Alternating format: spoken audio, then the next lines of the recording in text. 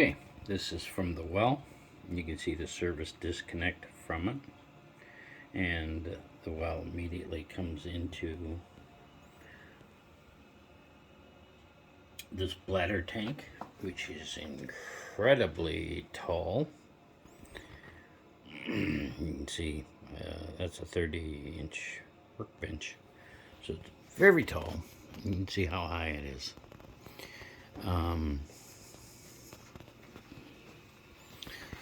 We have a pressure reading. Well, girlfriend's in the shower, but typically I think it's like 50 or 60. Yeah, so. And then we have a butterfly valve down below to drain the bladder tank. And man, there's a big coupling down there. But this appears like I could adapt to, let's see, what does that say? Looks like it's a 1-inch fitting.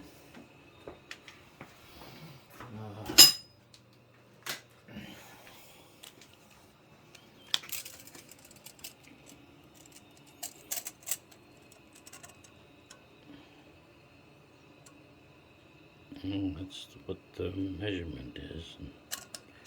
Looks to be a 1-inch pipe right there. But then it transitions into a 3/4. I think we'll come out of this with a 1-inch and then go right off here to this panel.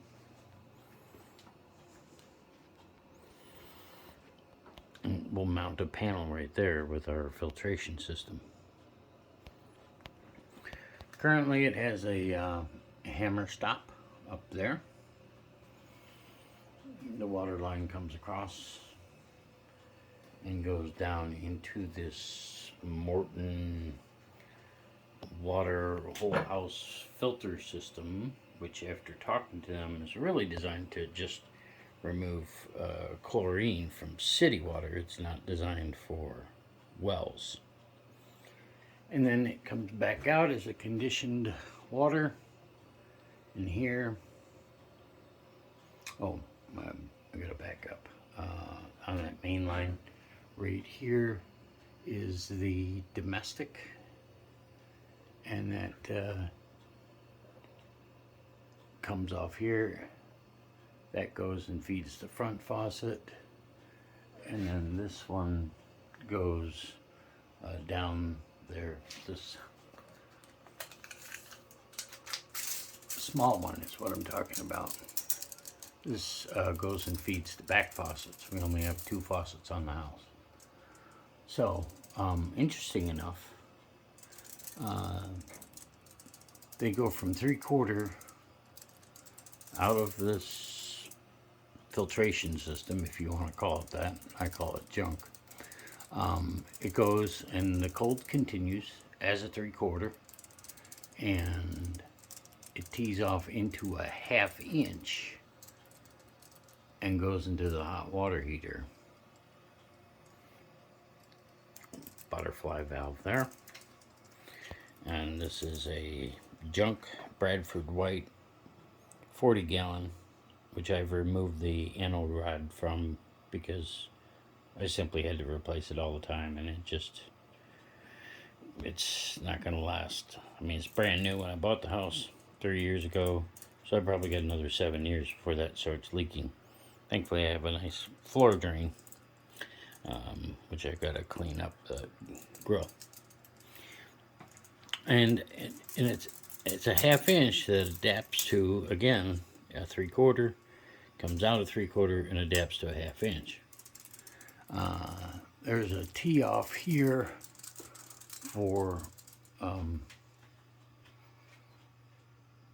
to nothing. I don't know what that fed. I don't know what the T is there for. But I don't know, something here required a small hot water line. So that'll just go. So yeah, then it goes out. There's my domestic faucet line, my conditioned 3/4 filtered cold, if you call it a filter, and then 3/4 hot. That goes down here and it tees off into, again, drops from 3/4 to 1/2 inch, and that doesn't even drop, that's 1/2 inch, and it drops into the laundry tub, which feeds the washing machine as well as the sink.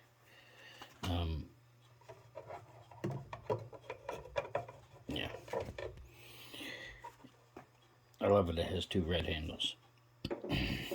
However, the new sink that I'm putting in actually is, you can't really see it because it's become kind of a storage unit, because I don't want to install this until we have the new water filter hookup, or water hookup to it, because all that is done below. So whatever I incorporate into this has to be able to feed the washing machine. And then this, and I'm only just going to continue off to this because there is a bathroom on the other side of the wall here.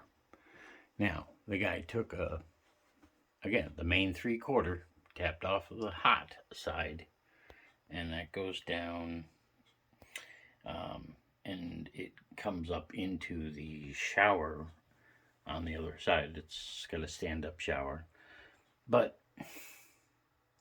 there's the 3/4 inch filtered, but he chose to come off of the 3/4 inch domestic, which is unfiltered, which goes in and also feeds the shower.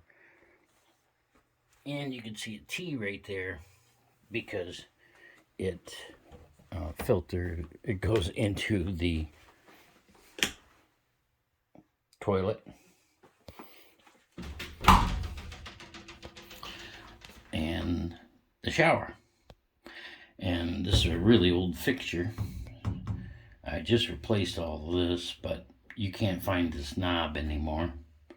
And the interesting thing is the hot side is actually cold and the cold side is actually hot, because I couldn't find the right plate because this fixture is so old.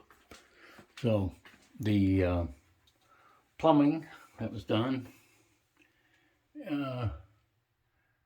looks like it kind of comes from above.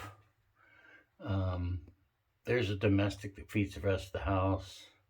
I'm sorry, here's the hot that tees off and feeds the rest of the house. That is the domestic. I guess then that one does, I don't know if that goes into the shower, or it must. I don't know why they're so far apart. There's nothing else out there but the front faucet, but that's way over. So I'm not, oh, they probably use that to come across here to feed this sink. So at least the sink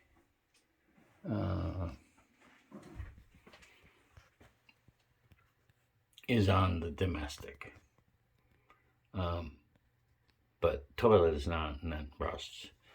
And then you can see the beautiful soldering job that they did where they actually burned part of the house. So hot, filtered. That one in the middle is the cold filtered. One on the end is the domestic. So then those come across. And they jut over here. That's 2 of the lines. The other domestic. Okay, so this is the center is the domestic that goes out here and feeds the faucet. Jumping back, this one goes up and feeds the shower, and this drain goes up and is the stack. On this side, you have your filtered on the right, domestic in the center, hot again and a 1/2 inch on the left. Then that comes over. We have a double sink up above, but they just brought up these 2 lines and it must tee up there. Same thing with the drain that comes out of there and then comes into this drain here. This is the toilet, which I just replaced the wax seal on that. That was fun. You can see the whatever repairs they've done in the copper are just horrible. So, but you can see the cold on the right, domestic or filtered, that goes and feeds that toilet. Then it goes all the way across. Now we've just done a U. Goes all the way across with the 2 filtered, hot and cold. Comes into this room, and do you think they would go up right up into the cabinet that's above the sink? No. They actually turn and they go into the exterior wall. Beautiful. They could have come straight up into the cabinet, and therefore our hotline, which you can see that has got that little wrap on it, actually freezes every year. They had a lot of wrap on it, and we took that off because we needed more interior warmth. And then that is a T that goes and feeds the refrigerator. You can see that little line in the back, which does not have an ice maker. So, and of course, the yellow, I just pulled in all new 12 gauge to pick up this freezer here, and that feeds back to the panel. Also comes in and feeds this, and I can't remember what the other side of this. That goes into a new 12 outlet that I put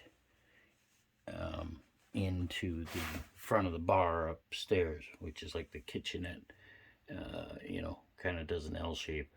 So that's a 20 amp circuit there that I put in case we have, people over and you have a hot plate or something like that. That's a 20 amp circuit, so it'll handle anything, hot cookers and things like that. So it's ridiculous that this is at the end. This is the kitchen sink. Right across on the other side of this wall, as you can see where I came through with these pipes. I know it's a little tight, but man, they could have just pulled right over there and gotten to the main. Then we'll do a little walkthrough. We're going to make a U. And here's our plumbing. So instead of making all that extra copper just to get over to that kitchen, they could have come over here and slipped across somewhere in this capacity, probably right along this joist right in here, where I brought this new